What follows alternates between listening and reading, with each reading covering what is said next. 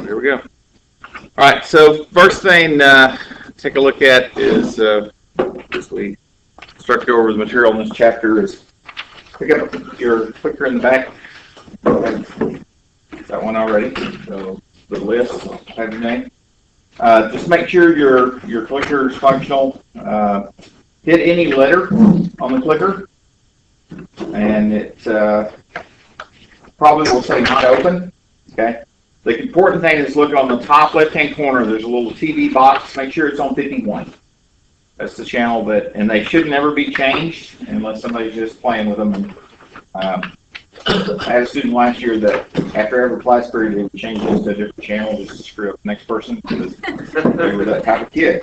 So we had to deal with that. But always, when you come in, if it's not responding, always look at that. And if the channel's ever changed, you just hit the channel button. It's right below it there, and input 51 again. Hit enter. Should get you right back on track. But shouldn't be anything we ever have to change. All right, so we're going to go ahead and do our first chapter today. It's chapter 0. It's not chapter 1, but there's really not a lot of calculations in this chapter. But the first thing we're going to start with is a attendance question. Am I here today? So it's open. Let's see. Everybody probably should vote except for Matt, still abroad. So give me, am I here? Is only 10 of us or 11? 11. Yep. There, we got 11. Okay. So one person put they're not sure. That's a correct answer. I'll go with that. So because if you're here to hit the clicker button, it would have counted it. So typically when we do a clicker, I'm going to have a hidden box in there that'll reveal the correct answer. I usually do those with little checks to show what the correct answer are. But as long as you could put a vote in, regardless of what it was, I would give you credit for that type of question. Okay, the material that's in this chapter, it's kind of an introduction to analytical chemistry, and what I don't want to try to do is regurgitate what's in the videos for you. But this little cartoon kind of shows one of the struggles that we have in analytical chemistry and the difference we have from some of the other courses. Especially in freshman chemistry lab, everything is you follow a cookbook of things that you do, and some of the analysis are like that. So you have these steps that are pre-laid out, so it's almost like the McDonald's of lab analysis, if you want to think about it. It would be nice if you go through the drive-through and you drop your sample in and you can watch through the window as you go down and you get your results as you go on by. Unfortunately, that's not, and there are analysis that are that way. I don't want to say that everything's that complicated. There are labs that are dedicated to single types of analysis, like water analysis, soil analysis, and that's all they do. There's a big lab in Allen, Texas that analyzes about 4,000 water samples a day. And that's they have 30 plus employees, and they're all highly trained to do a single task. They're excellent efficiency at it. They use a great degree of robotics. But a lot of things that we deal with as an analytical chemist or as an analysis or an analyst is sometimes you don't even know what the problem is. There was one of the other textbooks that we had a good case study story about a park ranger that found a dead deer. And he's trying to figure out, and he actually found a couple of dead deer, and he's trying to figure out what's killing these deer. So they weren't poached, there weren't bullet holes anywhere that he could find. He suspected it was poisoning of some type. So he took the kidneys, which are one of your major organs that take things out, filter things out of the bloodstream. He took the kidneys to a chemist and asked the chemist, "Can you find out what's going on here?" So the chemist didn't have any idea what killed the deer. They did a little bit of research and they found that the power company had sprayed an arsenic tree poisoning along the power lines not far from that. So they suspected it's that. So they were testing for the arsenic. But just the process of what did we test for? What are we looking for? Sometimes that's a hard thing to know. There's a lot of different types of analysis that we sometimes do in the labs. If you know what we're looking for, and if we know what the sample's composed of, sometimes it makes life easier. Sometimes you don't know that. You get a true unknown. It's a very, very difficult analysis to do, and it's certainly not a quick labs type thing. So just to see who's watched the videos, maybe you've heard this terminology before, and I'm going to give you a couple of these type of things, what I consider a very good or very simple question. If you've looked at the materials, what type of measurement tells us the density of matter?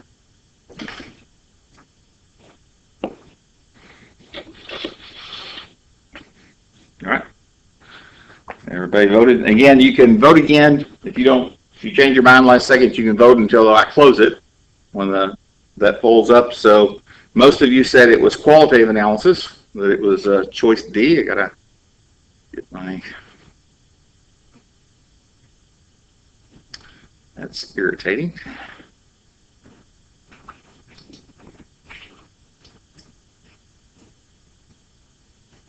Okay, so, and it is qualitative analysis. My mark moves. So the correct answer for that is the density matter is qualitative. So my check is misaligned. So it's not quantitative. Quantitative is how much of something's there. Qualitative is giving us the density of matter. So that's one of the easies. You're going to have a question like that typically on most days. I want to see that you're just looking at material.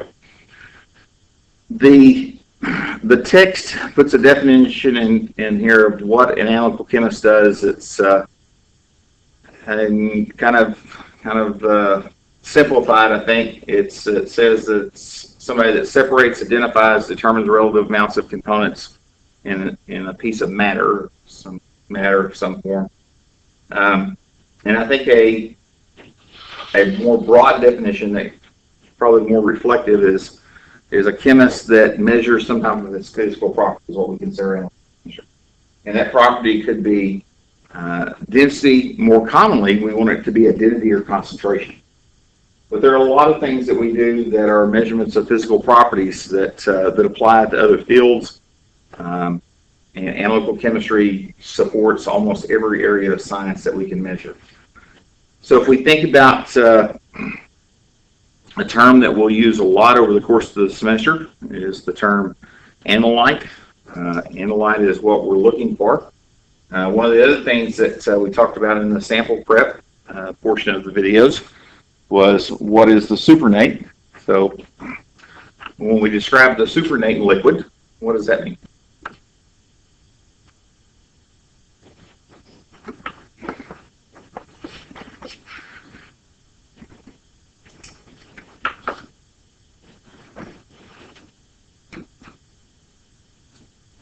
All right, so everybody voted.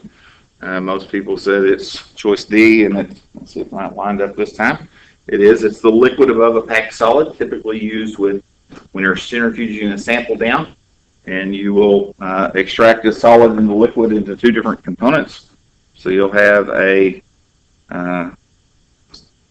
mixture of solids and a liquid together. You'll centrifuge it down with a force of gravity. It could usually that force is enhanced by the centrifuge. Your solid components will be forced down into the bottom, and you'll get this pellet. This is what we call the solid material, and then the liquid that's soluble, that's suspended above that. This is the supernatant component. Is the liquid that's left over. Okay. So if we go forward here, we think about the analyte as the thing that we're looking for. The next component that's everything but the analyte is what we call the sample matrix. Sometimes we say simplified as the matrix. It's the everything else, and that's the problem. Okay, what's the everything else? Is it? We did a tour of a lab at Ada a few years back, and there was a chemist up there that was looking at antibiotics that were extracted out of sewage sludge out of Dallas. So these were things that survived the wastewater treatment system, and this is the slum in the bottom of that they have to go in and periodically remove out of the wastewater treatment system. It's the things that don't break down biologically, and it's a nasty mess of sewer waste. All right, so they were looking at these antibiotics that were bioaccumulating. Antibiotics are bug resistant by nature, and the problem is if one or two people use them and wash their hands with antibiotic soap, okay, it's not a problem. When you got 6 million people in the Metroplex wash their hands, you start to accumulate tons of this material. And what they had found is that downstream of those treatment plants in the Trinity River, which runs through the Dallas area, is that the microbes in that river are rapidly evolving and they're becoming antibiotic resistant. That's one of the big concerns that we have in the medical field, are bugs that become antibiotic resistant. In fact, something like a simple infection that we used to treat 50 years ago, staph, we knock out pretty easy with most antibiotics. There are strains of staph that are bacteria resistant, and if you get one of those, they pose a very significant threat to human health. There's a couple of the antibiotic resistant strains that are, there's only one antibiotic that works for them. There's an example that Dr. Wasman's daughter got one of these antibiotic resistant strains, and they had to medically put her in her coma. It was a number of years ago, and to save her life, they flew in a group of doctors from the CDC in Atlanta. They administered the super antibiotic. Nobody else gets it. And the reason is they're saving that for life-risking situations only, to save a human's life. And if CDC makes a call, if it's somebody that they don't think is going to make it, or if they're too old, they're not going to put that antibiotic in the population. Those are weird calls, but that's one of the things that we're facing. Their problem with that sewage sludge is that now they're looking at something at the part per billion level. Okay, so that's one particle of the antibiotic with a billion parts of stuff, whatever stuff may be. And sewage sludge is nasty stuff. Okay, and there are probably thousands of different compounds in there. They're trying to figure out, how do you pick that literally needle out of the haystack? How do you find that one straw out of the bale hay? And count how many straws are there. It's a difficult problem. So sample matrix is very, very complex problem in some cases. Some cases, like a drinking water sample, it may be a little easier to deal with. Even in something we think as simple as a drinking water sample, the presence of the matrix can have a great influence on analysis. It's just something we have to be aware of. The terminology aliquots, aqueous is anything in water. What the supernate and sample prep, those are things that I discussed in the video. So when we start doing an analysis, there are a number of steps that we have to do, and this is kind of outlines those. One of the things that we have to do is figure out, what are we analyzing for? We have to figure out what technique are we going to use to analyze it. How do we sample? What sample preparation is required? What type of analysis are we going to do? What reporting and data interpretation are we going to do, and conclusions we draw.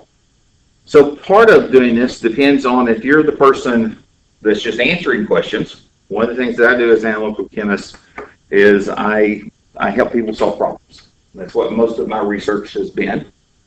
When we do research, you do sometimes applied research. There is a particular question you're trying to answer, okay, or you're trying to gather scientific information about it, and the other is fundamental research. You're wanting to know general information about science, establish theories. All right, so understand new mechanisms, things like that. A lot of what I've done, especially in the later part of my career, was applied. I work with biologists, microbiologists, biochemists, animal nutritionists, host of different groups that have a question dealing with how much of something's there or what's the identity of something, and I work with those groups to try to come up with an answer. They don't have the expertise to do that, and I have the expertise but don't have the question. So that's the way science works today, and it's become even more integrated than it ever has been. Uh, Biology department, my first 10 years here, first 7 years, biology department occupied this floor. So biology was on this floor before they moved out to water lab. Chemistry was on the second floor. Math was on the first floor. And it was like it was this hard barrier. We didn't leave our floor, right? So we didn't work with a biologist that much 25 years ago. And today that line is completely blurred. So what biologists are more interested now at understanding what's going on at the cellular level, especially in cutting edge biology. All right, so they're interested in what's going on inside the cells. They've got to look at the chemical level. Chemists, as we started to understand how do molecules happen or work in living systems, and had stopped looking at the individual molecules. Now we're worried about supermolecules and the actions of molecules. So there's been a natural merging that's occurred, and that merging has allowed great advancements to occur in science and medicine. The world of personalized medicine will be, in your lifetimes, very real. Today, you can get a DNA sequence ran for a couple $100 is what it costs, and those DNA sequences will give you about 1 million transfer RNA pieces of information that give you gene markers that tell you, are you more susceptible to a disease, a form of cancer. It also can tell you information of what treatment's going to work best for you. So instead of blindly saying, if you have cancer, this is the cancer we're going to try first for you, they're going to be able to look at your genetic profile and say, based on statistical data, this is what's going to work best for you. And it's going to revolutionize the way that we do medicine. The problem is now is the data, the term we use, data mining, is still a very intensive process. There's so much data that's there. How big is the human genome? How many base pairs? Like 300? It's bigger than that. I don't remember, a couple billion, 3 billion? Yeah, it's about 3 billion base pairs. Okay, it's a lot of places where you can change the nucleotide around. It's that's a lot of information in there. There are still pieces of the genome that, even though we sequenced the genome more than 25 years ago, we still don't know. There's a lot of what we call quiet regions or unknown regions. Some signals we know what they do. Some we certainly don't understand or don't have a clear indication yet. When we figure some more of that out, and it's just a matter of time, honestly, before we answer some of these questions. We'll have more information. So, what's the problem? Sometimes that's a hard thing to analyze or figure out. Sometimes. One of the things I did analysis on in industry was the space shuttle was still active. The company I worked for, we produced the hydraulic fluid for the space shuttle. So every time the space shuttle would go up and come back, they would send us the fluid, and we were looking for what's in it. Now, we didn't know what was in it, other than the products we composed synthetically made it, but they were looking at what were contaminants that appeared while the mission was in space. So it's running through literally hundreds of different components in the shuttle, and we're trying to come back and do a part per million analysis of 100% composition. It's probably one of the most difficult problems to work. What is, if you know your sample is that you started was 100% synthetic of this whatever this polymer is typically that's working as a lubricant or a compression fluid for hydraulics.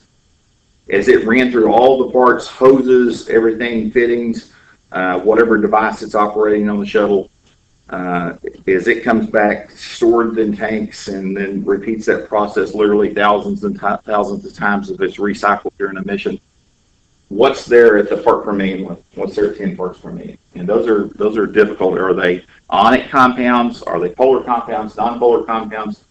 Because typically every type of group of compounds takes a different type of analysis.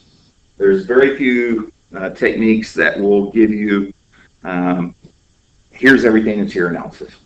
Now we can do that most successfully at the atomic level. We can take a sample down and break it down into the individual atoms. And we can say with some degree of certainty, this percentage is in carbon atoms, this percentage is sodium atoms, iron atoms, etc. But we don't know the organization of them. We don't know what molecular species are there. So when you have to figure out what molecular species are there, it's a tougher problem. So figuring out your techniques. things like sampling. I went over some of these things on the video on the sampling. If sampling semi-solids, the easiest thing you can sample is a glass of water. All right, aqueous, everything's soluble. You pull a sample out, no matter where you pulled it out of the sample, it would be the same. But when you start looking at samples that are not the same throughout, homogeneous, heterogeneous, okay, and if it's heterogeneous in nature, how do you sample it in a way that's representing the entire sample? And that, I think I gave the example in the video of the gold ores. How do you sample a trainload of ore to get a representative sample when you've got something that maybe weighs 60 or 100 tons, and you need a gram of sample that's reflective of 60 or 100 tons? Okay, the same problem with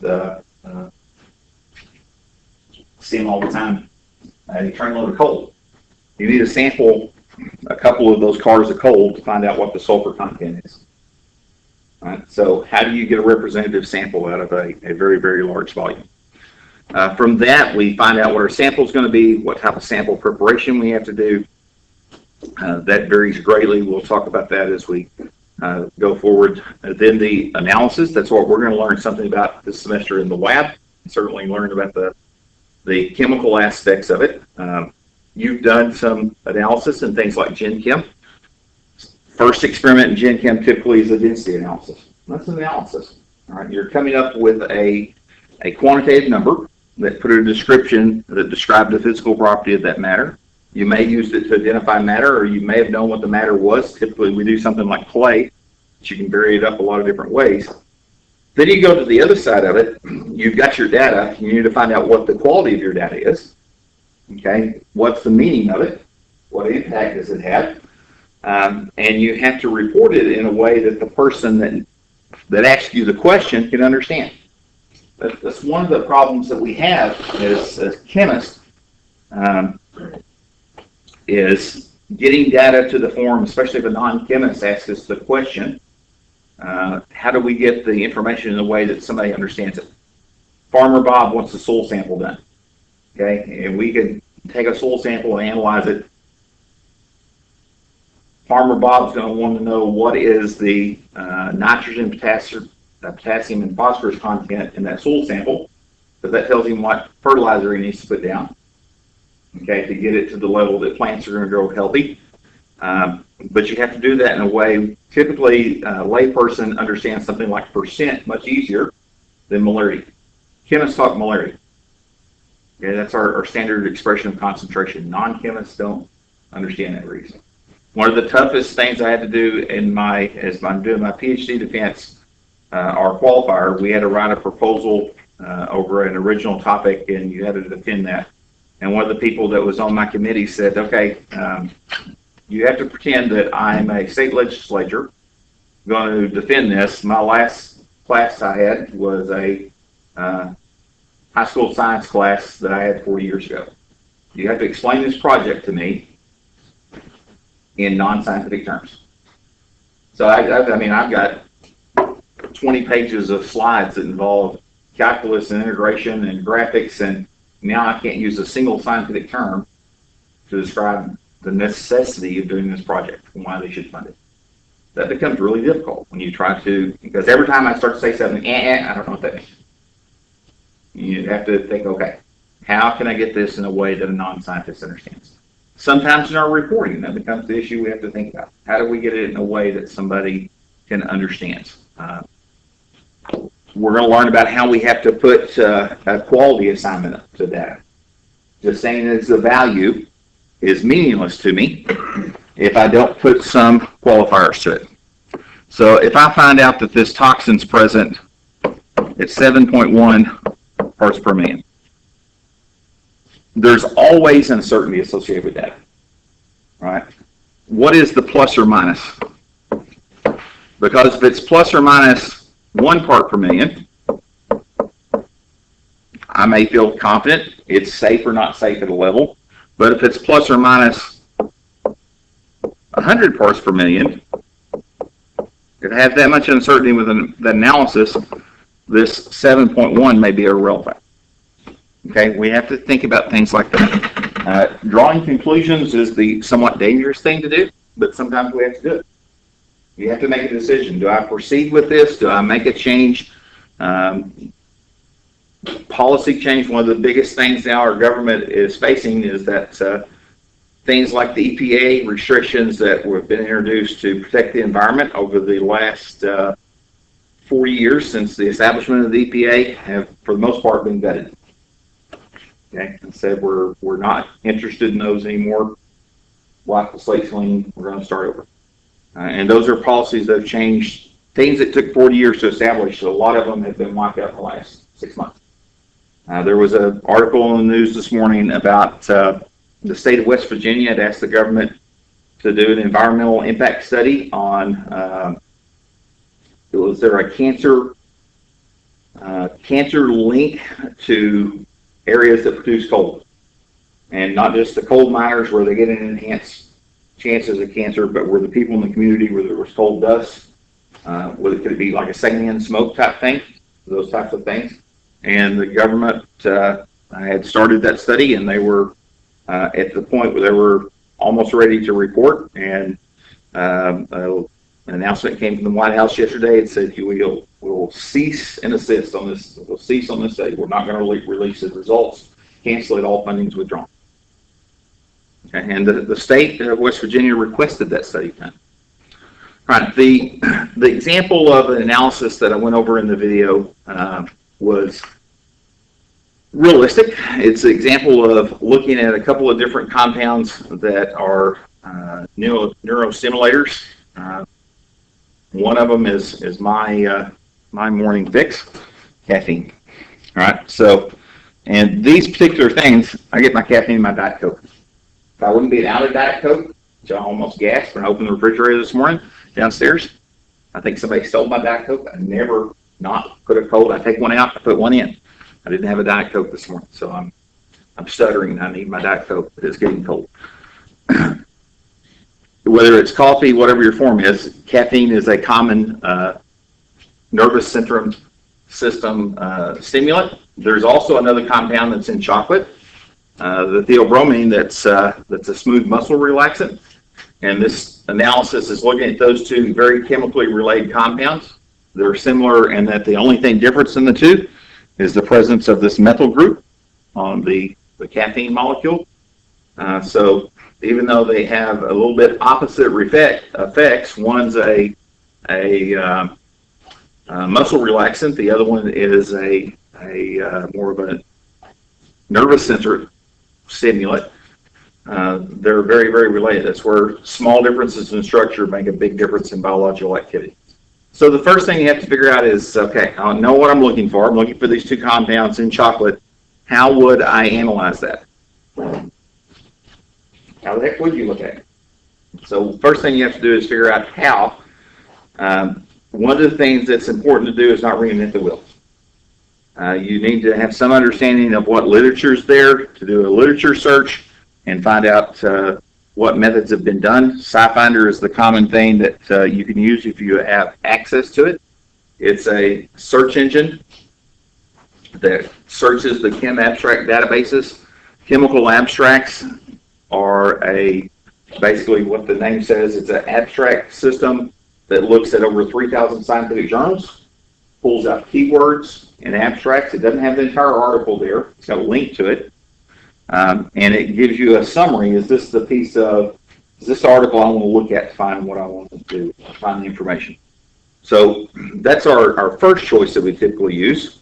However, that service is fairly expensive. You're talking about the neighborhood of $10,000 a year just to get that service to make it accessible. That's the trivial cost, because if you need the journal from an article or the article out of a scientific journals are phenomenally expensive. Our budget for our tiny chemistry department is $30,000 a year that we spend on scientific journals. At Oklahoma State, I served on the library committee in graduate school, and in the early 1990s, we were spending just for our department $1.5 million a year for journals. Many journals are $30,000 a year for a single journal that comes out once a month. But that particular journal is probably sold to there's maybe only 500 subscribers in the world. That's the reason it's so expensive. There's a lot of cost going into publishing things. Right, you can do things like keyword searches. You can look for the type of equipment that matches what you have in your lab. Sometimes you have to do the analysis of what you have. Sometimes you may have to go out and purchase something. So you have to figure out what you need tell your boss that you need to do the analysis. Big thing is don't do something new if you can avoid it. Sampling is where you're coming up with that representative sample. I talked about this in the videos quite a bit and give you some examples. The key thing is you're not going to get better data out than you put a quality sample in. All right. Garbage in, garbage out. You've got to get a good quality sample that represents what you're trying to actually study. So if you wanted to talk about the chocolates, you want to make broad statements, or are you interested in a Hershey's bar? The best chocolate there is. Okay, so if you're going to have chocolate qualifiers, you got to figure out what you're looking for. Again, the sampling, you have things where it's either homogeneous or heterogeneous. Homogeneous makes life easy. Heterogeneous, a little bit more complicated. When you've got heterogeneous samples, now you have to start thinking about these other processes. If you had a lot of samples, and when we say lot, it's a large quantity. When we say a lot, not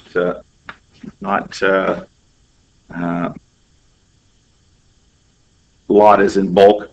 So if you have one lot versus another lot of samples, how do you get a representative bulk sample? And then how do you take that heterogeneous sample and you convert it into a homogeneous sample through sample preparation? So you can do these aliquots, that's our replicates. One analysis in the lab to us is worthless.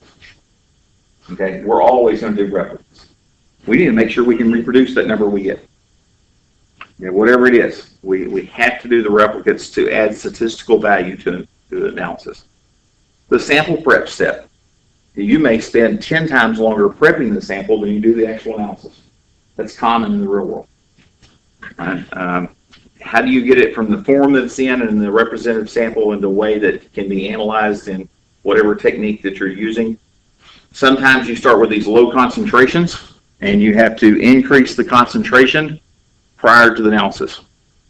In an example, we do some analysis sometimes of creek water down on Choctaw Creek, just to figure out the different things that are being dumped in the creek or leaking in the creek. Sometimes it's intentional dumping, sometimes it's not. But we'll start with typically a liter of water, and we'll run that across some type of a filter that traps the organic materials and elute that off with typically 1 to 5 mils of solvent. So we've got from 200 times to 1,000-fold concentration before we do the analysis. So that if it's something present at the part per billion concentrations, we can increase it up to the part per million so we can see it with the instrumentation we have. That's a common problem that you have. Sometimes the problem is the other stuff that's there. When you've got all these other species that can interfere with analysis, you have to figure out how to remove them or to remove their influence from the analysis. Masking is a term that I use. So if you're doing protein analysis, for example, if you're looking at something that's in a biological system, a mammal, free proteins, okay, the albumins, the globulins, and the acid glycoproteins represent 97% of all the proteins in a plasma system. So those are all the things around. So if you do a SDS page, you got these 3 huge spots. But if you're interested in something that's there, only a couple of copies of that protein until it gets turned on for a post-translational modification, you've got to remove all this stuff on the top of you got to get rid of the forest before you can see the grass or the things that are in the grass. And that's sometimes a very, very challenging problem to do. Because those big signals, the high concentration things, suppress any lower signals that you see. Right? And the example of the chocolate bar, it was dissolving the compound and you remove the fats out of it. And you did that with some organic techniques. You took it and first, to get the representative sample, you took and crushed the chocolate up. Chocolate's something you hit it with a mortar and pestle, it's probably turned into a mushy mess pretty quick for something like Hershey's bar. So what you do is you freeze it in liquid nitrogen. Put it in a solid form. So you literally put some liquid nitrogen in the mortar and pestle on top of the chocolate. It's going to make it hard, rigid. You crush it up to a fine powder.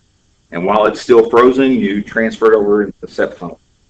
All right, one of the questions that I asked or went over in the videos was what masking is. So when we do masking analysis, what are we trying to do? Didn't start. Try that again.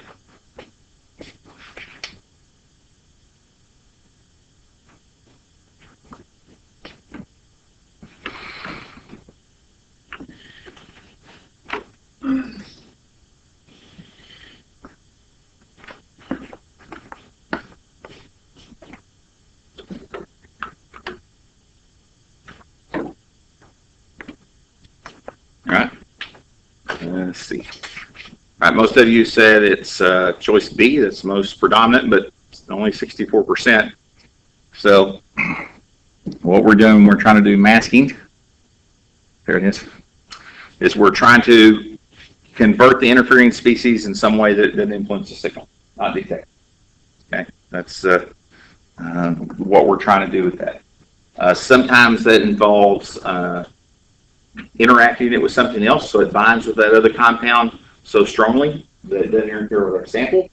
Sometimes it involves a precipitation, and it literally, you do a phase separation.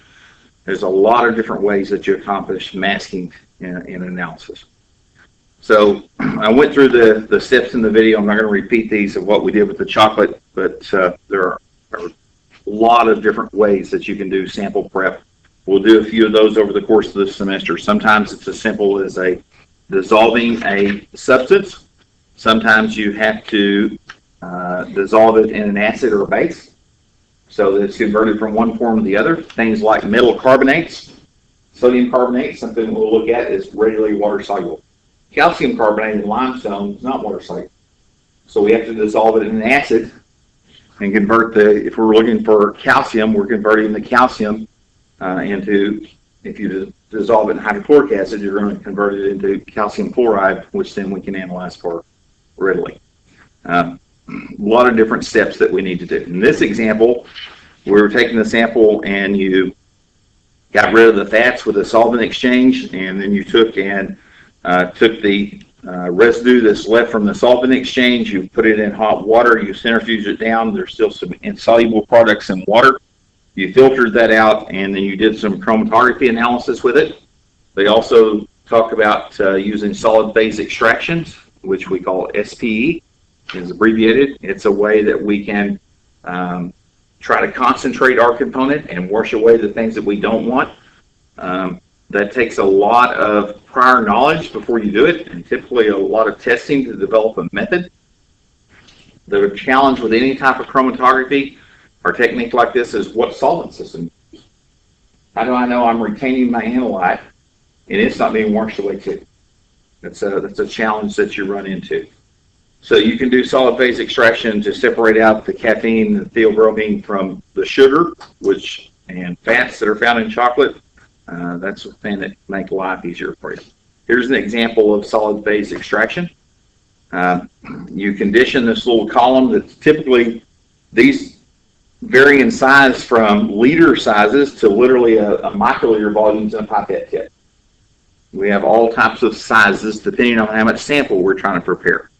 A typical one like this is going to be a 5 ml syringe, plastic syringe, and you've got a bed volume of a chromatographic material, something like what's on a TLC column, that's going to be 1 to 2 mils. So you condition it, get it ready to accept the sample, then you run the crude sample across. You hit it with a weak solvent, and maybe things like the sugars come across. You hit it with a stronger solvent, the fats come across, or the fats stick on it, and the caffeine and the theobromine come out. This is the compound that you're looking for. So this is going to be the particular phase. When I elute that solvent, this is what I'm going to use in the next step. So I'm throwing away the sugars that came out first. And if I want to try to use the column again, typically these are disposables. You use it once and throw it away. All right, so it's an extraction technique. Does it do anything different from what's a separatory funnel? No, it's a phase separation, just like in a set funnel. Right? It's a lot easier automated than what's in a set funnel. You use a lot of solvents when you do use a separatory funnel. And one of the things we find out in the real world, cost of solvents is sometimes a significant cost. Disposal of solvents becomes a very significant cost, especially if you're using halogenated solvents. Things like chloroform, methylene chloride, any of the brominated compounds, halogenated compounds just become tremendously expensive you can't put them in an incinerator and burn them. You have to figure out different ways to get rid of those materials. And sometimes to give you an idea, Southeastern will do a waste disposal. Typically, depending on how much waste has been produced, we try to minimize that. We'll spend $10,000 to $15,000 every 2 years to just get rid of the waste that we have in the department. And there are times we've got to get rid of $40,000 of waste. And that's, to give you an idea, that's bigger than the department's budget for supplies and materials for a year. And those becomes a very significant cost in the real world of your analysis. All right, so the analysis in this particular problem was looking at chromatography, and you were doing column chromatography to separate the different components, the theobromine and the caffeine. What we do is we take and run replicates. So we take different aliquots and we make sure that we get some reproducibility. From that, we can establish what the variability or the uncertainty is in the analysis. The uncertainty measurement is a critical thing. We'll talk about almost an entire chapter dedicated in our first 5 chapters that's dedicated to figuring out what uncertainty is in a measurement. We'll look at a lot of statistics. You'll get a good foundation of statistics in the next few weeks to give you how you can set some limits to identifying something with a sample. So in this particular analysis, they use column chromatography, much like what you've done with thin layer chromatography if you've had organic. The difference now is the material flows down the column. It could either be assisted with a pump or gravity pulls it down. A number of different ways that you can do it. But on this one, there's a lamp down at the end, and these particular compounds absorb UV light. So if you shine UV light across it, it absorbs UV light, not as much light hits the detector. You see a signal when compounds that absorb UV across the detector. So a plot of this signal versus time is called a chromatogram. So you have the signal versus time. And whenever you see a different peak in the system, whatever time this comes off, TR means retention time, at a particular time I expect a particular component to come out. So I'd expect caffeine to come out at maybe time 1, theobromine to come out at time 2. Then the quantitative aspect is how big is that peak? The bigger the peak, the more of the particular compounds there. So if you can now apply some calculus to it, and if you do some integration, if I have a way to integrate the area underneath that peak, or in a simpler way, I could measure peak height. Peak area is terribly more reliable factor. I can plot the peak area versus the concentration of standards. From that, I can know something about what to expect. Here's an example of that analysis. This is actually not terribly good chromatography. Chromatography is my area of expertise, that and spectroscopy. The reason I say this is not good is that I look at this and I see a problem. And one thing I'm looking for whenever I look at a peak, I'm looking for symmetry. And what I see here is that there is a co-eluting component at the back side of that. That little shoulder or bump in there is something else. If it were caffeine, it wouldn't form a separate peak. All right, it would ideally be completely symmetric. Now this particular column has some tailing, so it's bleeding to the back side. If I look at a line in the center, it's not completely symmetric. And that's an artifact that happens sometimes, but it still wouldn't have that shoulder. It would be a symmetric tailing that's falling off almost exponentially. So there's a problem with this analysis. The authors didn't for what reason didn't think it's significant enough that they like this. I don't know. Can you just run it slower to spread that? Well, you can, there's a number of different things you could do. You would want to try to resolve that from whatever this co-eluting compound is. You'd want to try to pull that out. You could change solvent systems. You could change the type of material, whatever the stationary phase is. You could make the column longer. Okay. There's a bunch of different ways you can try to approach that. But the fact that it's something that's co-interfering would be my entry. I'm not getting a signal that's only due to caffeine. I'm getting some other signal in there as well. Now, calibration is where I take and look at standards and compare the signal from standards to these peak areas that we've collected. And we try to be able to look at this peak area. And I want to know what is this peak area that I can measure. Right? If you've got a curve and you want to know the area under curve, what's the mathematical term for finding the area underneath curve? Integrate it. Exactly it. You integrate it. So you've got a curve here. You want to integrate that. Now, if you took calculus, you know you need to have the equation of the curve to integrate it. In electronics, we can look at how a signal changes as a function of time and just record that. We can electronically integrate this with a computer chip. How a signal changes as a function of time. It's not that difficult to do. Right? So we take and we come up with this peak area, and we want to run standards, compare the peak area of standards versus that of our sample to distinguish or find out what concentration is. That's what a calibration curve is, looking at those relationships. So what we do is we run a series of standards. We take and plot the signal that we get from standards. We run things of known concentrations. That's what a standard is. From that, we plot the known concentration versus the signal from those standards. That's our calibration curve. The standards we typically refer to as standard solutions in our analysis. From that curve, we draw a straight line through it, assuming that there's linearity. Sometimes it's linear, sometimes it's not, to find the concentration. So it's a plot of the instrument response versus the concentration of standards. That's what we're looking at. Right?